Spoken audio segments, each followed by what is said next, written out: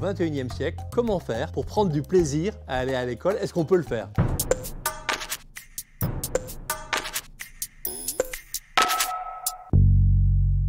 Quand on demande à un enfant ou un adolescent qu'est-ce qui te fait envie d'aller à l'école, la première réponse, c'est les copains. Mais ce n'est pas suffisant.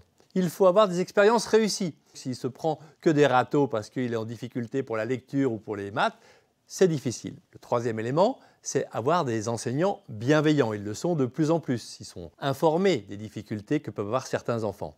Enfin, il faut avoir des parents rassurés. Parce que les parents rassurés, c'est rassurant, comme les parents déprimés, c'est déprimant.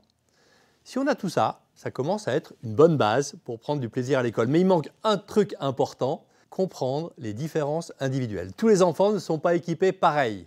Un enfant qui ne réussit pas à l'école, qui ne s'épanouit pas dans ses résultats alors qu'il paraît intelligent, il va falloir rechercher la cause. Il y a deux grandes causes. Des causes que j'appelle instrumentales. Est-ce que cet enfant a tous les outils pour s'épanouir à l'école?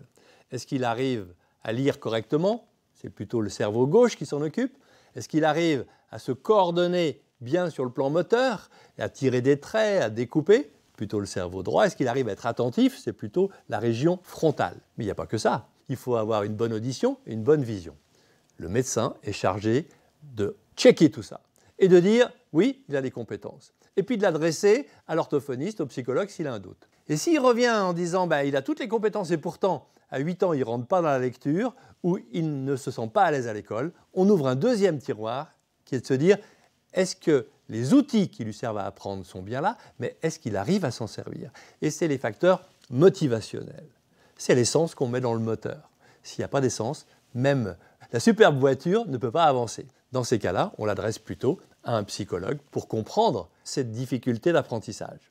En somme, face à un enfant qui ne s'épanouit pas à l'école, il faut avoir une démarche globale, voir comment il se situe avec ses camarades, dans sa relation avec les enseignants, dans ses capacités d'apprentissage, dans sa volonté d'apprentissage. Et au bout du compte, on peut le rassurer. Combien d'enfants ont retrouvé le sourire quand on leur a montré sur un bilan quelles sont les causes de ces difficultés scolaires? Et on peut lui dire calmement, tu vois, même pas grave, les difficultés scolaires, ça se soigne. Tout ça, je le pense très fort, mais je réfléchis encore.